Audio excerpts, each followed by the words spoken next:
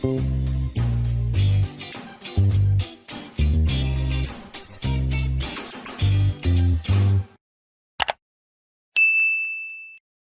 நான் உங்கள் Shabtina. Welcome back to Shabtina's kitchen. இன்றைக்கி நம்ம கிச்சனில் ஒரு அருமையான 2 ரெசிபி எப்படி பண்ணுறது பார்க்க போகிறோம். அதுவும் பர்டிகுலராக கார்லிக் ரைஸ், பூண்டு சாதம்னா எல்லாருக்கும் ரொம்ப பிடிக்கும். நம்ம கிச்சன்லேயே இந்த பூண்டு சாதம் வந்து வெடிச்சு எப்படி பண்ணுறது சொல்லி நம்ம சொல்லி கொடுத்துருக்கோம். ஆனால் இன்றைக்கி டேரெக்டாக வந்து தம் கட்டி எப்படி பண்ணுறது சொல்லி நம்ம பார்க்க போகிறோம். அதே டைமில் இந்த டொமேட்டோ தனியா ஷோர்பா, அதாவது தக்காளி சூப் எப்படி ரெடி பண்ணுறது பார்க்க போகிறோம். ரொம்ப சிம்பிளான ஸ்டைலில் நம்ம வீட்டில் இருக்க பொருளை வச்சு தான் பண்ண போகிறோம். எப்படி பண்ணுறது பார்த்து கற்றுக்கலாம். அதே டைமில் இன்றைக்கி வந்து அகோரா ரைஸ் குக்கரை யூஸ் பண்ணி தான் நம்ம பண்ண போகிறோம். இந்த ரைஸ் வந்து பார்த்திங்கன்னா தம் கட்டர் வந்து இந்த அகோரா ரைஸ் குக்கர்லேயே வந்து இந்த மசாலாம் போட்டு எப்படி பண்ணலாம் சொல்லிட்டு ஸ்டெப் பை ஸ்டெப்பாக பார்க்கலாம். ஃபஸ்ட்டு இந்த ரெசிபிக்கு தேவையான பொருட்கள் என்னென்ன பார்த்தலாமா? கார்லிக் ரைஸ் தேவையான பொருட்கள்: பாஸ்மதி ரைஸ் 150 கிராம், தக்காளி 3 நம்பர், முழு பூண்டு 15 நம்பர், இடிச்ச பூண்டு 10 நம்பர், வெங்காயம் 1 நம்பர், சீரகம் 1 டீஸ்பூன், காய்ந்த மிளகாய் 4 நம்பர், முழு கரம் மசாலா தாளிப்புக்கு தேவையான அளவு, சில்லி பவுடர் 3/4 டேபிள் ஸ்பூன், மஞ்சத்தூள் சிறிதளவு, மல்லித்தூள் 1 டீஸ்பூன், கொத்தமல்லி தேவையான அளவு, கருவேப்பிலை சிறிதளவு, எண்ணெய் சமைக்கிறதுக்கு தேவையான அளவு, உப்பு தேவையான அளவு. இதாங்க இந்த ரெசிபிக்கு தேவையான பொருட்கள். ஃபஸ்ட்டு நம்ம என்ன பண்ண போகிறோம்னா, நம்ம நார்மலாக வந்து வீட்டில் நீங்கள் பூண்டு சாதம் பண்ணியிருப்பீங்க. ஆனால் இன்றைக்கி ரைஸ் குக்கரை யூஸ் பண்ணி நம்ம எப்படி பண்ணுறதுன்னு சொல்லி பார்க்க போகிறோம். ஃபஸ்ட்டு நம்ம என்ன பண்ணுறோன்னா, இந்த அகோரா ரைஸ் குக்கரை யூஸ் பண்ணி தான் இந்த ரெசிபியை கம்ப்ளீட் பண்ண போகிறோம். அதனால நம்ம என்ன பண்ணுறோன்னா, தேவையானக்கு எண்ணெய் ஊற்றிருக்கேன். இந்த எண்ணெய் ஊற்றின பிறகு கொஞ்சம் சூடாகணும்ல, அதனால் நம்ம என்ன பண்ணுறோன்னா, இதை அப்படியே க்ளோஸ் பண்ணி இதில் ஷார்ட் கிரைண்ட் சொல்லி ஒரு ஆப்ஷன் இருக்குது. அந்த ஆப்ஷன் கிளிக் பண்ணால் கொஞ்சம் சூடாகும். அதுக்கு பிறகு ஓப்பன் பண்ணி நம்ம தாளிப்பை போட்டு ரெசிபி ஸ்டார்ட் பண்ணிக்கலாம். இப்போ எண்ணெய் சூடாக இருக்குது. கொஞ்சம் சீரகம், அதுக்கு பிறகு நம்ம என்ன பண்ணுறோன்னா, பட்டை, லவங்கம், ஏலக்காய், பிரிட்ஜ் இலை, நான் சொன்ன கொண்டு தாளிப்பாக போட்டுக்கோங்க. அதுக்கு பிறகு இடித்த பூண்டு. இந்த இடித்த பூண்டு எதுக்காக நம்ம யூஸ் பண்ணுறோம், நல்ல ஃப்ளேவர் கொடுக்கும். அது மட்டும் இல்லை, அந்த ரைஸோட மிக்ஸ் ஆகும். அதனால தான் இடித்த பூண்டும் யூஸ் பண்ணுறோம். அதுக்கு பிறகு வந்து முழு பூண்டும் யூஸ் பண்ணுறோம். அதுக்கப்புறம் நம்ம என்ன பண்ணுறோன்னா, இந்த காஞ்ச மிளகாய் 1 பாதியாக உடச்சி யூஸ் பண்ணுறோம். எதுக்காக இந்த காஞ்ச மிளகாய் 1 பாதியாக இடித்து யூஸ் பண்ணுறதுன்னா, அந்த தாளிப்போட அந்த ஃப்ளேவர் அதுக்கப்புறம் வந்து அந்த காரத்தோட தன்மையை நல்லா கொடுக்கும். அதனால் நம்ம என்ன பண்ணுறோம், இந்த மாதிரி காஞ்ச மிளகாய் உடச்சி போட்டிருக்கேன். அதுக்கு பிறகு தக்காளி யூஸ் பண்ணும்போது நல்ல பழுத்த தக்காளி யூஸ் பண்ணுங்கள். அப்போ தான் அந்த தக்காளியோட அந்த புளிப்பு தன்மை இதில் இறங்கும். ஏன்னா காஞ்ச மிளகாய் அந்த காரத்துக்கு போட்டிருக்கோம். அந்த புளிப்பு தன்மை இருந்தால் நல்லாயிருக்கும். இதுக்கப்புறம் கொஞ்சம் கொத்தமல்லி, உப்பு தேவையான அளவுக்கு, மிளகாய் பவுடர், அதுக்கு பிறகு மஞ்சத்தூள், தனியாத்தூள். இதெல்லாம் போட்ட பிறகு நம்ம என்ன பண்ணுறோன்னா, கொஞ்சோண்டு கருவேப்பிலையும் போட்டுறோம்.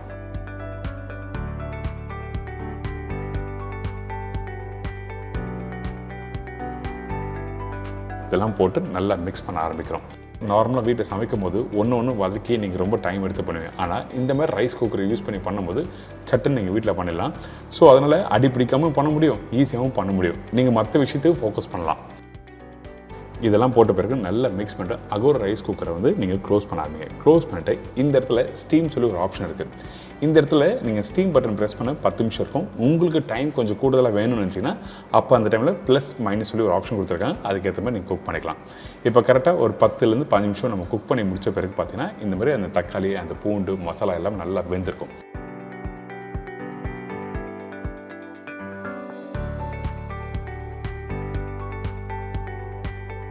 இந்த மாதிரி வெந்து வந்த பிறகு நம்ம என்ன பண்ணுறோன்னா, இதில் ரைஸ் தம் கட்ட போகிறோம். இதுவே வந்து நீங்கள் வீட்டில் குக் பண்ணும்போது என்ன பண்ணுவீங்க, ஒன்றுத்துக்கும் வதக்கி ரொம்ப ஸ்லோவாக வந்து நீங்கள் வீட்டில் குக் பண்ணுவீங்க. ஆனால் இந்த மாதிரி ரைஸ் குக்கர் இருந்தால் வீட்டில் ஈஸியாக பண்ண முடியும். அதனால தான் இந்த ஆப்ஷனை யூஸ் பண்ணி குக் பண்ணுறேன்.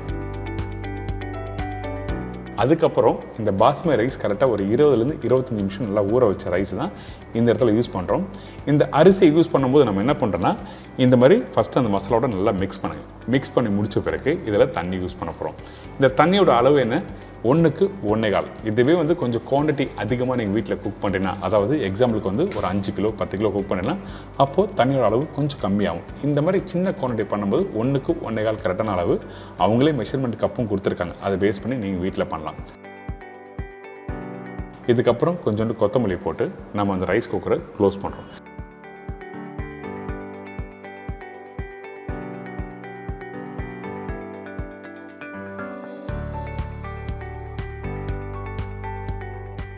அந்த ஸ்டீம் ரைஸ் சொல்லி ஒரு ஆப்ஷன் இருக்குது. அந்த பட்டன் நீங்கள் ப்ரெஸ் பண்ணினா உங்களுக்கு வந்து ரைஸ் வேக ஆரம்பித்தோம். கரெக்டாக ஒரு 10 நிமிஷம் கழிச்சு ஓப்பன் பண்ணி பார்த்தீங்கன்னா இந்த ரெசிபி ரெடி.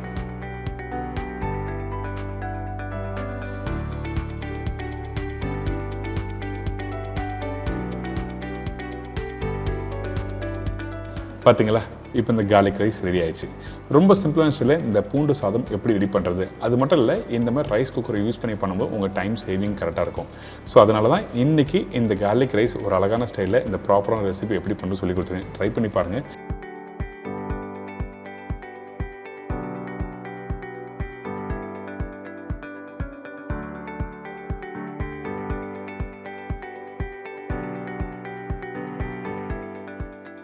இதை தொடர்ந்து நம்ம பார்க்க போகிற ரெசிபி என்ன கேட்டிங்கன்னா, ஒரு சூப்பரான தக்காளி சூப், அதாவது டொமேட்டோ சூப்.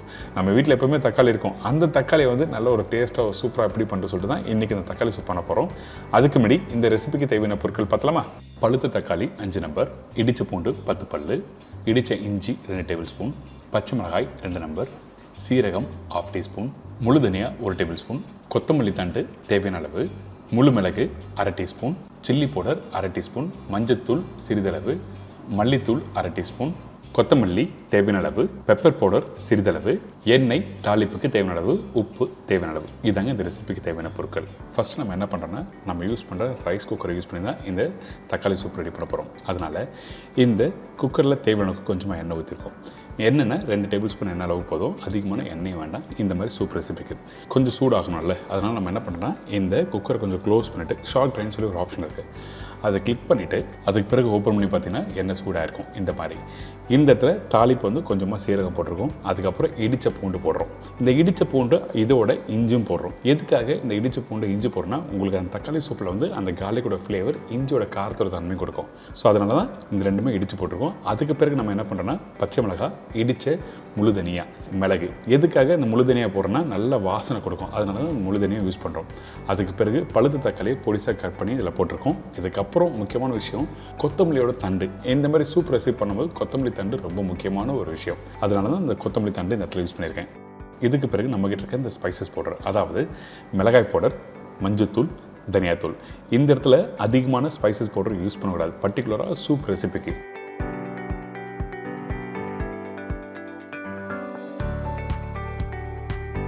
இதுக்கு பிறகு நம்ம என்ன பண்ணுறோன்னா, தேவையான அளவுக்கு உப்பும் போட்டுருக்கோம். போட்ட பிறகு எல்லாத்தையும் நல்லா மிக்ஸ் பண்ணுங்கள். மிக்ஸ் பண்ணி முடித்த பிறகு தேவையான அளவுக்கு தண்ணி யூஸ் பண்ணுறோம். இந்த சூப் ரெசிபி நீங்கள் வீட்டில் பண்ணும்போது எப்போயுமே வந்து இந்த மெஷர்மெண்ட்டு தண்ணி ஊற்றணும் அப்படிலாம் எதுவுமே இல்லை, தேவையான அளவுக்கு தண்ணி ஊற்றிக்கலாம். சரிங்களா? அது மட்டும் இல்லாமல் அவங்களும் மெஷர்மெண்ட்டு கப்பு கொடுத்துருக்காங்க, அந்த கப்பு யூஸ் பண்ணி நீங்கள் தண்ணி ஊற்றிக்கலாம். இதுக்கு பிறகு நம்ம என்ன பண்ணுறோன்னா, அகோர் ரைஸ் குக்கரை க்ளோஸ் பண்ணிவிட்டு அதுக்கப்புறம் ஸ்டீம் சொல்லி ஒரு ஆப்ஷன் கொடுத்துருக்காங்க. அந்த ஸ்டீம் பட்டன் ப்ரெஸ் பண்ண உடனே 10 நிமிஷம் காட்டும். உங்களுக்கு வேணும் இன்னும் கொஞ்சம் நேரம் எக்ஸ்ட்ரா குக் பண்ண நல்லா இருந்துச்சுன்னா அந்த டைமில் ப்ளஸ் மைனஸ் சொல்லி ஒரு ஆப்ஷன் கொடுத்துருக்காங்க. அதில் வந்து நீங்கள் அதிகமாக வச்சுக்கலாம் டைம், அப்படிலாம் கம்மியாக வச்சுக்கலாம். அந்த மாதிரி குக் பண்ணி எடுத்து தான் இந்த தக்காளி சூப்பு.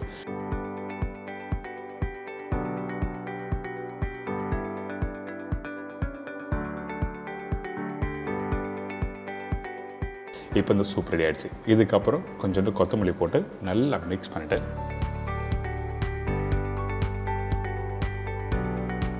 இந்த மாதிரி சூப்பு நீங்கள் பண்ணி முடித்த பிறகு இன்னொரு முக்கியமான விஷயம், அந்த சூப் வந்து நல்லா வடிகட்ட ஆரம்பிக்கணும்.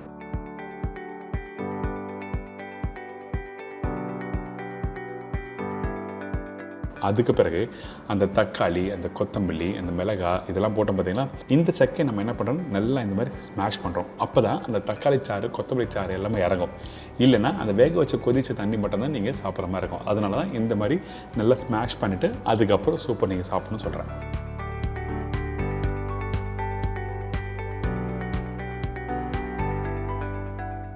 பார்த்தீங்களா, இப்போ ரெடி ஆகிடுச்சு. இப்போ தேவையில்லாத அந்த சக்கையை எடுத்து நீங்கள் அவுட் பண்ணிவிட்டு அதுக்கப்புறம் இந்த இடத்துல கடைசியாக வந்து கொஞ்சம் சீரகம் பவுட்ரு, மிளகுத்தூள் தேவையான அளவுக்கு போட்டு கொஞ்சம் கொத்தமல்லி போட்டு நல்லா மிக்ஸ் பண்ணி சூடாக எடுத்து சர்வ் பண்ணி வச்சுங்க. சூப்பராக இருக்கும். அதுவும் பர்டிகுலராக நீங்கள் லஞ்ச் டைம்லையும் சாப்பிட்லாம், இல்லை டின்னர் டைம்லையும் சாப்பிட்லாம். இந்த மாதிரி ஹெல்த்தியான சூப்பு நீங்கள் ட்ரை பண்ணி பாருங்கள். திக் சூப்போட தின் சூப்பு நீங்கள் சாப்பிடும்போது நல்லா பசி எடுக்கும். அதனால தான் இன்றைக்கி இந்த ரெசிபி காம்போவில் ஒரு garlic ரைஸு, அதுக்கப்புறம் தக்காளி சூப் எப்படி பண்ணுறது சொல்லி கொடுத்துருக்கேன். எல்லாருக்கும் பிடிச்சிருந்துருக்கேன், ட்ரை பண்ணி பாருங்கள்.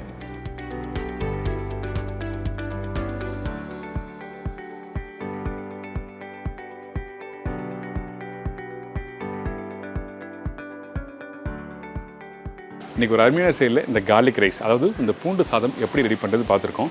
நம்ம சொன்ன மாதிரி வந்து அந்த பூண்டு சாதம் பர்டிகுலர் தம் கட்டி எப்படி பண்ணுறது, அதே டைமில் இந்த டொமேட்டோ தனியா ஷோர்பா இந்த டொமேட்டோ தனியா ஷோர்பா பர்டிகுலராக நம்ம வீட்டில் இருக்க தக்காளி வச்சு அந்த கொத்தமல்லி தண்டெல்லாம் போட்டு எப்படி பண்ணணும்னு சொல்லிட்டு இன்றைக்கி இந்த அகோரா ரைஸ் குக்கரை யூஸ் பண்ணி எப்படி பண்ணுறது சொல்லி கொடுத்துருக்கேன். ட்ரை பண்ணி பாருங்கள். ஐம் ஷூர் டெஃபினட்டாக இந்த மெத்தடில் நீங்கள் பண்ணும்போது உங்களுக்கு டைமும் சேவ் ஆகும், உங்களுக்கு நல்ல ஒரு ரெசிபியும் கிடைக்கும். இதே மாதிரி நாளைக்கு இன்னொரு ஃபென்டாஸ்டிக்கான ரெசிபி சந்திக்கிறேன். நன்றி, வணக்கம். See you, bye, take care.